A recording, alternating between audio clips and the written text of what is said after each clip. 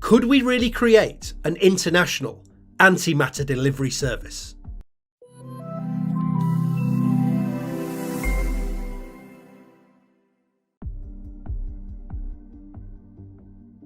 Discussions of antimatter are regularly confined to the realms of science fiction. Antimatter fuels futuristic starships, is a highly sought after power source, or is the key to producing the most destructive weapons imaginable. However, although antimatter may frequently appear in fictional contexts, studying its properties in the real world could be the key to understanding why we're even here to ask any questions at all.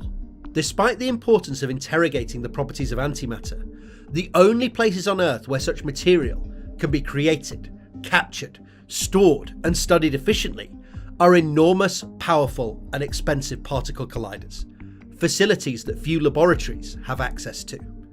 Indeed, CERN's appropriately named Antimatter Factory is currently the only place on the planet where scientists can store and study anti-protons, the mirrored antimatter version of the proton, a particle that makes up part of every atomic nucleus we encounter.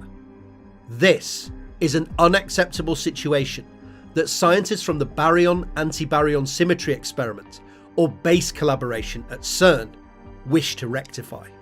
The BASE experiment at CERN is a stationary electromagnetic particle trap fully integrated into CERN's antimatter factory, and has conducted some of the world's most precise measurements of the properties of antiprotons. However, they want to go further. They want to expand beyond CERN and pioneer the transport and delivery of antiprotons to far-flung experimental facilities lacking their own antimatter producing colliders. 2 weeks ago, BASE scientists tested a sub-project of the main BASE experiment, an apparatus known as BASE STEP, a portable electromagnetic particle trap.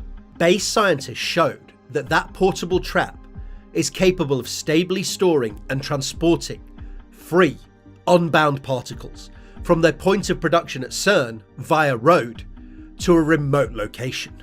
The shipping and receiving of antimatter could soon be a reality. Antimatter could be shipped from central production facilities, such as the colliders at CERN in Geneva, along Europe's highways and autobahns, to laboratories across Europe conducting precision antimatter measurements. Although this might invoke images from Dan Brown novels and the creation of destructive antimatter devices, such concerns are misplaced.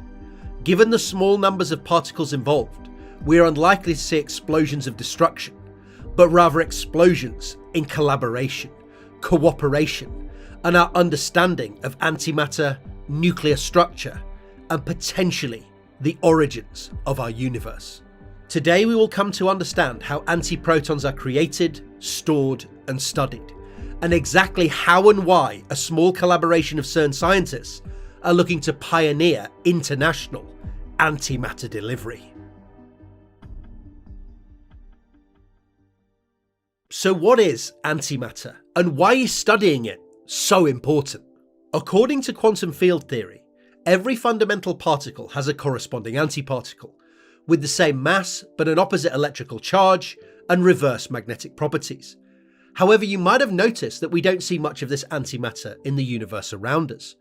All the electrons we encounter are negative, all the protons we come across are positive.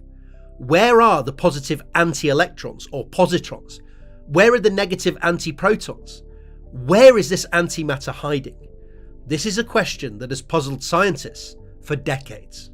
Cosmologists and particle physicists believe that the universe was created with equal amounts of matter and antimatter, but somehow a small excess of matter over antimatter developed in the very early universe. The particles and their corresponding antiparticles then smashed into one another and annihilated to create photons, particles of light. In doing so, all the antimatter was destroyed, and we were left with a universe filled with light and a small amount of matter. That matter went on to create the stars, planets, and ultimately, us. Without the creation of that initial excess of matter over antimatter in the very early universe, we would not be here. Physicists suspect that there are hidden differences in how physics treats matter and antimatter that can explain why matter survived and antimatter all but disappeared. Physicists have already observed such discrepancies. By smashing protons together in machines like the LHC, they have been able to create huge amounts of matter particles and their corresponding antiparticles. They have then been able to observe that these partners sometimes behave slightly differently, for example decaying at slightly different rates to one another. However, the discrepancies between matter and antimatter discovered so far, and facilitated within the standard model, are many orders of magnitude too small to explain the modern state of our universe. We need to find more discrepancies between the behaviour of matter and antimatter. We need physics beyond the standard model. The base experiment at CERN aims to search for more discrepancies by exquisitely measuring the properties of antiprotons, such as their intrinsic magnetic moment, and then comparing these measurements with those taken with their matter counterpart, the common proton. If they can tease out any differences, perhaps we will be a step closer to understanding the processes that facilitated our very existence.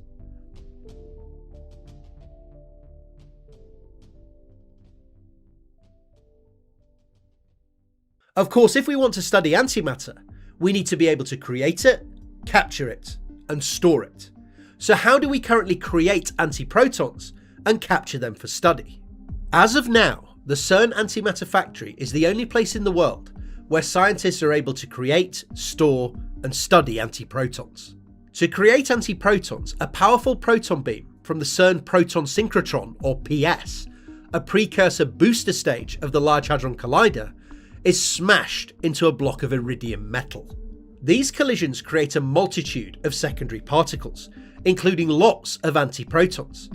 However, given the power of the PS, these antiprotons are produced with a range of high energies and spread out in many directions. These diverging antiprotons are focused by magnetic and electrical fields, but only a fraction of them have the right energy to be tamed into a beam that can be injected into the 188 meter in circumference AD, or antiproton decelerator. The job of the AD is to tame these unruly particles and turn them into a useful, tight, low energy beam of antiprotons for storage and ongoing study. Of course, CERN is best known for enormous accelerators that accelerate particle beams to incredibly high energies. But the antiproton decelerator does the exact opposite. It is designed to decelerate particles rather than accelerate them. The AD is a ring composed of bending and focusing magnets that keep the antiprotons on the same track, while strong electric fields slow them down. The spread in energy of the antiprotons and their deviations from the track is reduced. We say the beams are cooled. Antiprotons are subjected to several cycles of cooling and deceleration until they're slowed down to around 1/10 of the speed of light. However, these antiprotons are still moving incredibly fast and are tough to capture and study. As such, during the 2010s and early 2020s, a new 30-meter deceleration ring, known as a LENA, the extra low energy antiproton decelerator, was coupled with the AD. The ELENA synchrotron uses electric fields to reduce the antiproton energy even further, by a further factor of 50 to just 0.1 mega electron volts. A beam of electrons is then injected and merged with the antiproton beam. The antiprotons and electrons Coulomb scatter and exchange momentum. As the particles move into thermodynamic equilibrium, energy flows from the antiprotons to the electrons, and the antiprotons slow down further. Once the antiprotons have slowed sufficiently, the light, negative electrons can be deflected away with electromagnetic fields. This process is known as electron cooling and reduces the energy of the antiprotons to hundreds of killer electron volts. The antiprotons are now travelling slowly enough to be shipped to precision antiproton experiments for capture, storage, and long-term study.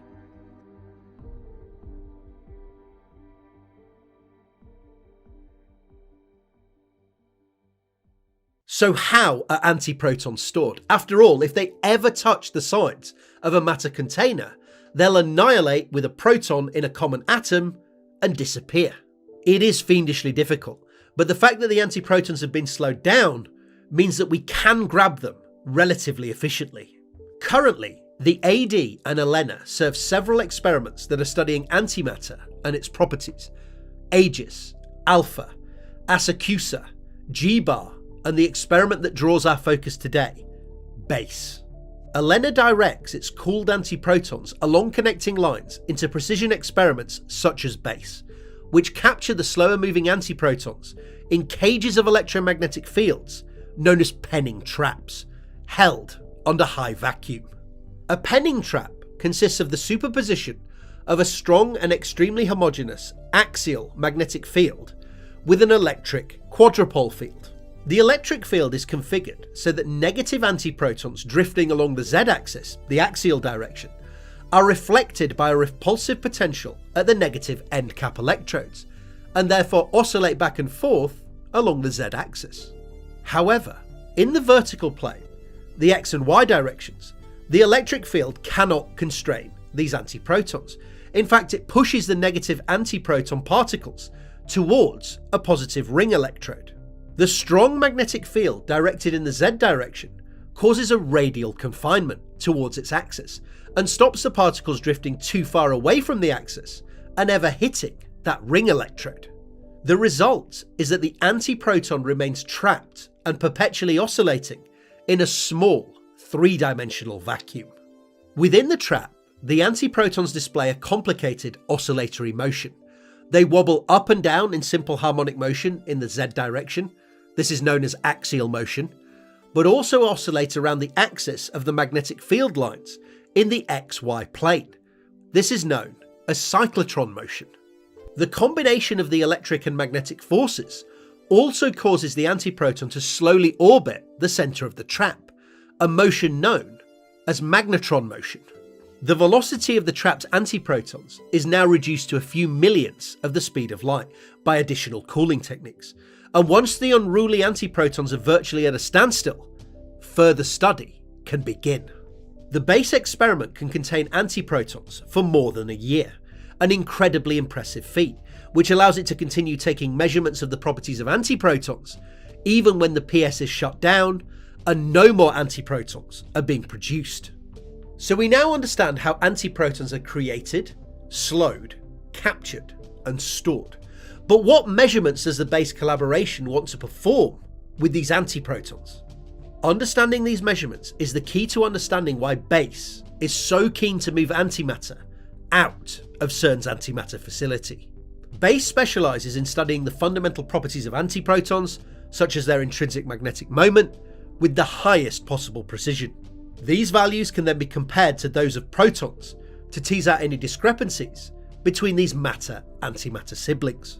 So how do we measure the magnetic moment of an antiproton confined to a penning trap? A direct measurement of the magnetic moment requires the measurement of two frequencies associated with the motion of the antiproton in the trap: the cyclotron frequency and the Larmor frequency.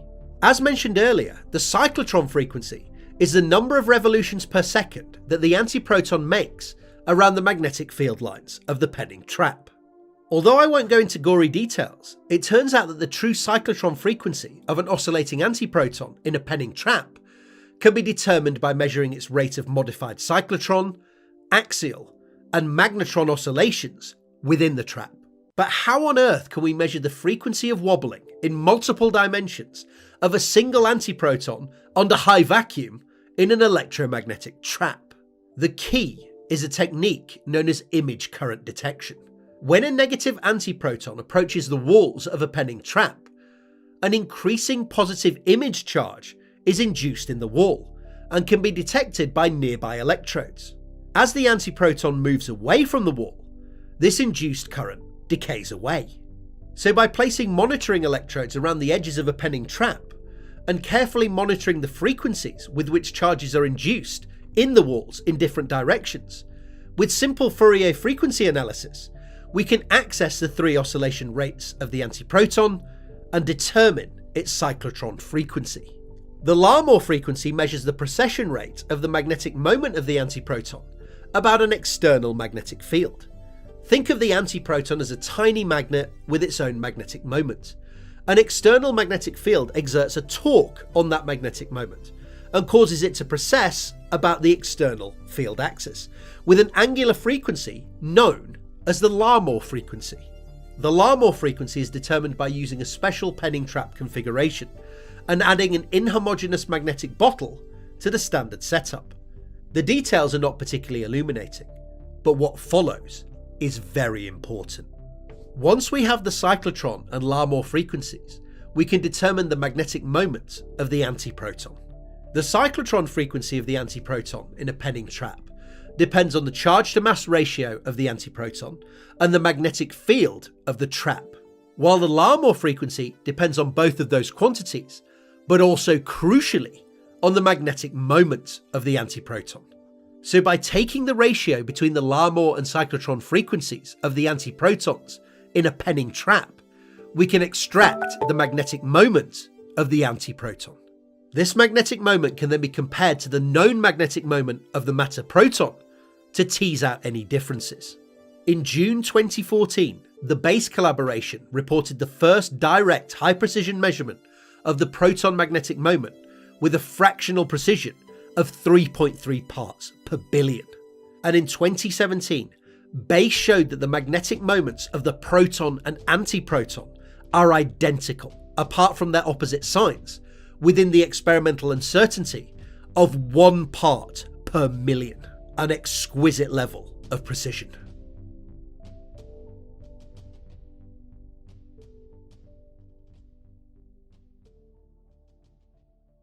So, if BASE is producing world-leading measurements at the CERN Antimatter facility, why are they devoting so much time to developing BASE STEP, a sub-project to transport their precious cargo of antiprotons to other labs around the world? Why are they looking to create an antimatter delivery service? Shouldn't they be focusing solely on their cutting-edge experiment and results? Well, it turns out that's exactly what they're doing. Developing the ability to transport antimatter is not just scientific camaraderie or a wish to provide antimatter to facilities without particle colliders. Moving antimatter out of CERN's antimatter factory is the key to improving BASE's measurements even further. Up to the current date, BASE has been able to compare the magnetic moments of the antiproton and the proton with a precision of roughly 1 part per billion. However, they want to go further and compare the magnetic moments of these matter-antimatter twins to 1/10 or even 100th of a billion. They want to be hundreds of times more precise and tease out the tiniest deviations between the behaviour of matter and antimatter. However, at this insane level of precision, the BASE collaboration runs into a problem: the operating environment of the CERN Antimatter factory. In the previous section, we saw that to determine the magnetic moment of the antiproton in a penning trap, we had to take the ratio of 2 equations, one related to the cyclotron frequency of the antiproton, and the other related to its Larmor frequency. However, this ratio only yields the magnetic moment of the antiproton if the magnetic field of the penning trap cancels in the ratio. In other words, the magnetic field has to be the same in both equations. We have to have used the same magnetic field to take both measurements. If the magnetic field is not the same, we introduce an ugly systematic uncertainty into our experimental procedure and cancellation that we have to account for. It turns out that the accelerator equipment in the antiproton decelerator hall at CERN generates pernicious magnetic field fluctuations when it is ramped up and down. These fluctuations impact the carefully calibrated magnetic environment inside the BASE experiment and stop BASE from increasing the precision of their magnetic moment measurements any further. If BASE wants to probe the discrepancies between protons and antiprotons even more carefully, they need to move their precious antiprotons out of the CERN Antimatter factory and into a dedicated laboratory with an extremely calm magnetic environment.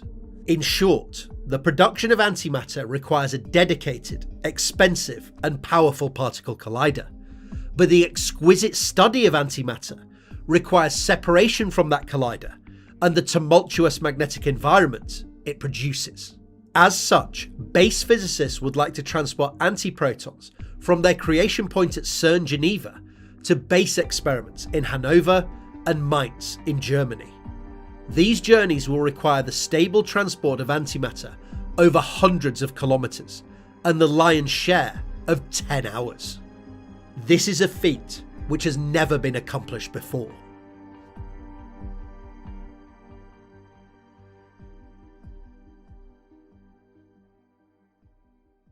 Okay, so we now understand the motivations of the BASE collaboration in producing a long-range antimatter transportation system. But how can this Herculean task be achieved? How can we produce a containment system stable enough that antiparticles won't drift into any part of the container across the duration of a bumpy, undulating road journey? It is no small feat. In integrated stationary experiments like BASE, antimatter is stored in carefully monitored penning traps.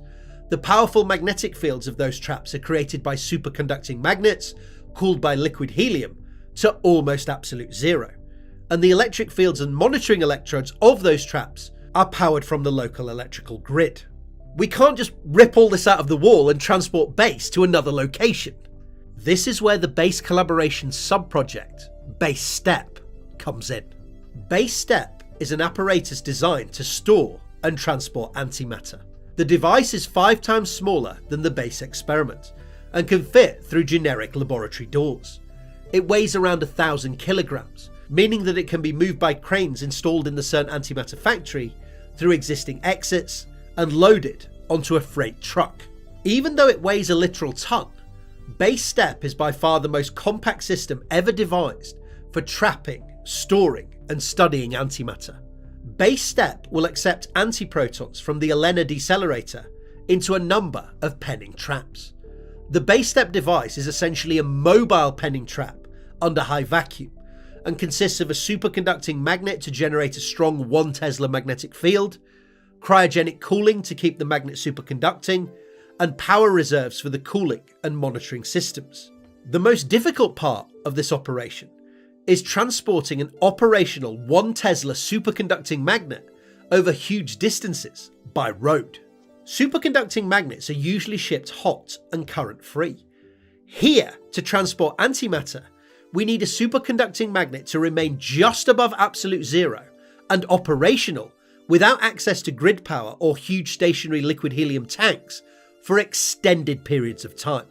A 1,000 kilometer road journey from Geneva to Hanover takes 10 hours under optimal traffic conditions.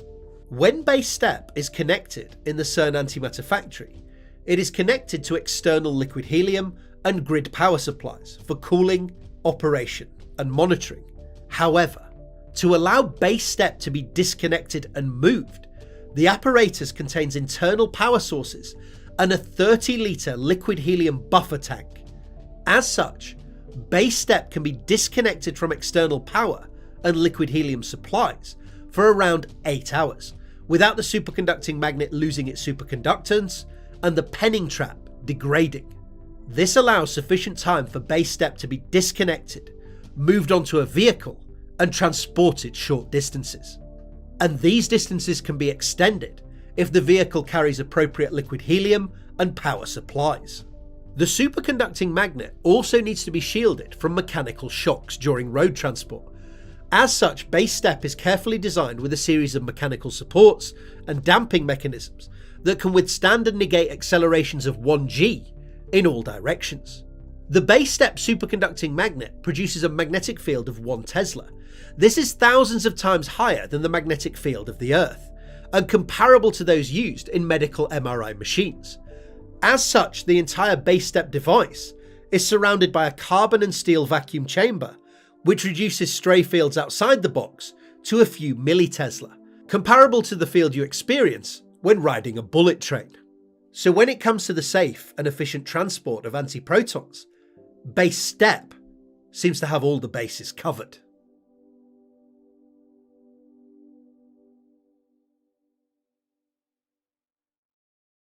Okay, so BASE STEP is incredibly cool, but does it actually work? And what's the current status? Well, 2 weeks ago, BASE scientists and engineers took a huge step towards demonstrating the viability of BASE STEP and the long-range transportation of antimatter. Base scientists and engineers loaded Base Step's penning traps with a cloud of 70 protons before disconnecting Base Step from the CERN Antimatter factory facility, moving it by crane onto a waiting truck, and transporting the cloud of 70 protons in the truck across the CERN site. This was the very first time in history that loose particles have been transported in a reusable trap that scientists can then open in a new location and use to transfer specific particles into another experiment. The protons were trapped, transported, and contained successfully. Of course, this initial test was performed with unbonded positive proton particles before Base Step is hooked up fully to ELENA and able to accept precious antiprotons. However, this demonstration was a monumental breakthrough, as containing antiprotons will only require a couple of tweaks to the system. Firstly, the polarity of the fields in the penning trap will simply need to be reversed to contain negative antiprotons instead of positive protons. In addition, the quality of the vacuum inside Base Step will need to be improved to ensure that our precious antiprotons do not collide with stray air molecules, annihilate, and be lost. Despite the fact that this initial test was performed with protons, it clearly demonstrated the feasibility of a mobile penning trap. This demonstration was a huge step forward towards an era of portable antimatter.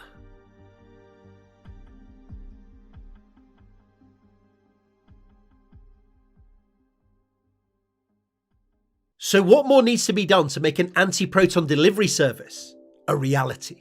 Well, Base scientists intend to have Base Step ready for offline transport of antiprotons by the Large Hadron Collider's Long Shutdown 3 in July 2016.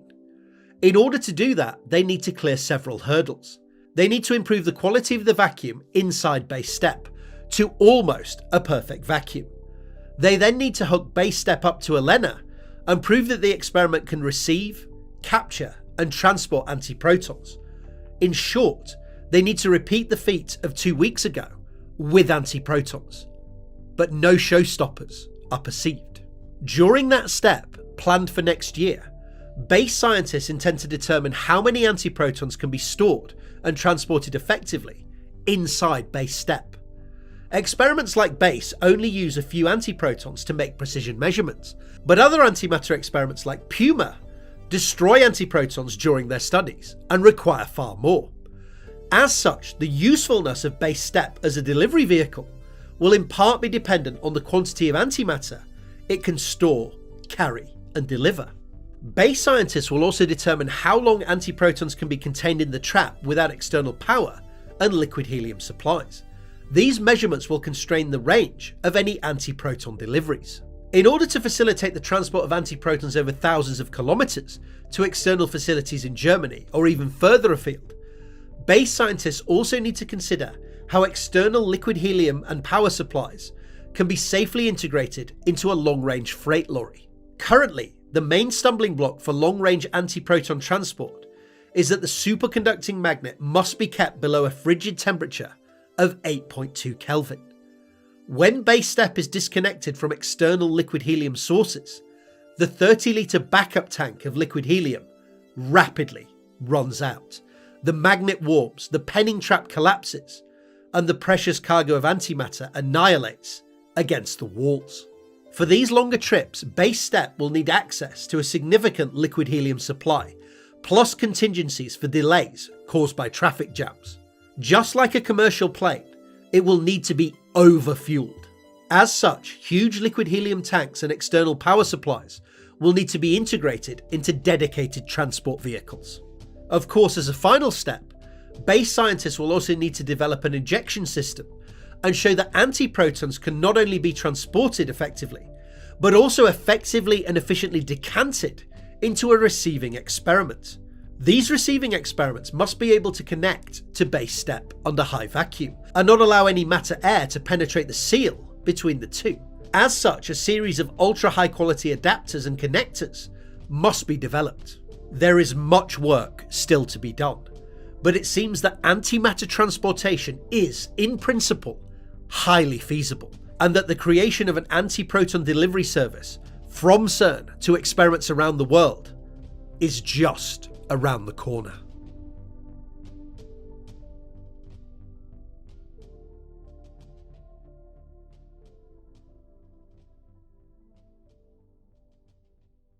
The creation of antimatter requires energy, power, violence. However, the considered and exquisite study of that antimatter requires the very opposite: a separation from that chaotic maelstrom, serenity, calm.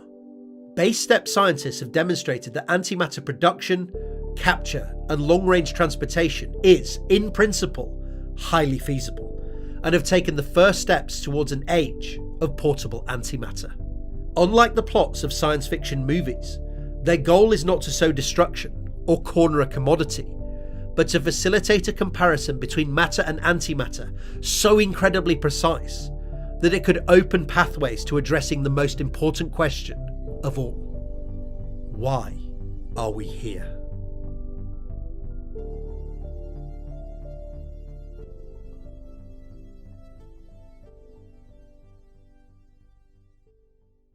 I want to know what you think, because you're the scholars of enlightenment that I do this for. So please take a moment, if you wish, to let me know down in the comment section. And if you like this video, please consider leaving a like, subscribing, setting up notifications, and sharing this video more widely. I can't tell you how much these simple actions help me out and how much I'd appreciate it. Thanks for watching. Thanks for being scientific. Thanks for being bad.